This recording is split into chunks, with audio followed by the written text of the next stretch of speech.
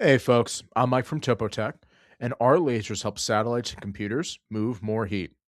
Today, we're talking about satellites and the thermal challenges most companies are afraid to say out loud.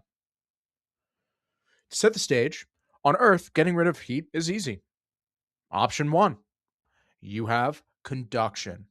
This is heat passing directly through touch, like a spoon getting hot in soup. Sticking with soup, how do we cool it down? We blow on it. That's called convection, the second option. The best way to think about convection is heat riding along on moving air. Finally, there's radiation. Heat traveling as invisible rays, like the warmth you feel from a campfire without touching it. We just got done mentioning how the first way to shed heat is conduction. So heat flowing straight through whatever you touch. The problem is that conduction only works if there's something actually pressed against you. A satellite floats alone in a vacuum with nothing near it to carry the heat away. Conduction can shuffle heat around inside the satellite, but it can never move it off. Second option is convection. So heat riding away on moving air. But there's no air in space. No air means no breeze to blow the heat away. Looks like door number 2 is closed as well.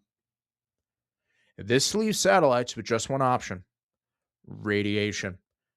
They have to get rid of the heat the same way a campfire warms their face, by sending it out as invisible rays into space. The problem: radiation is a slow way to lose heat. It's like trying to cool down a kitchen with the oven still on, but you're only allowed to crack one window. Satellites don't just have to move a little heat, they have two major challenges to contend with. First, the sun.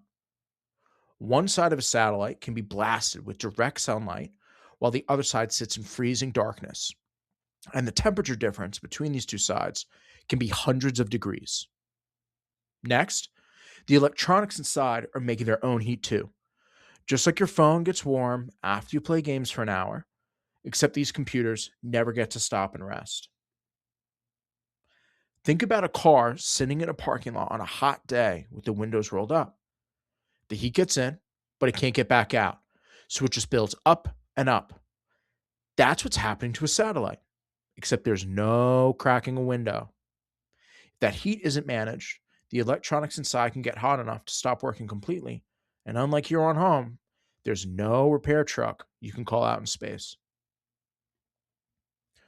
So, engineers have a few clever tricks to fight this. First option is they'll use radiators. These are flat panels that work like the fins on the back of your refrigerator, spreading heat out so it can beam away into space. Then, heat pipes. These move heat around inside the satellite like a subway system, carrying it from the hot electronics out to those radiators. Then you have special coatings and shiny gold blankets that control how much heat the surface area soaks up or gives off. But every one of these options has a catch. All of a sudden, the radiators, the pipes, the blankets, they all add weight.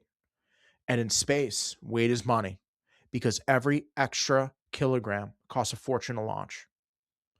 The bigger problem, though, is that these coatings and blankets don't stay perfect. Out in orbit, sunlight and radiation slowly wear them down. So the surface that was great at getting rid of heat on launch day isn't as good years later. The protection you launch with isn't the protection you keep. So here's the real challenge: the holy grail of the whole field. You can't just keep bolting on bigger radiators or heavier blankets, and you can't count on coatings that fade. What you really want is to move heat out of the same amount of space. And when engineers say space here, they don't mean outer space, they mean surface area. So the real prize is getting more heat out of every square inch of surface you already have. And that's what we're working on at Topo-Tec.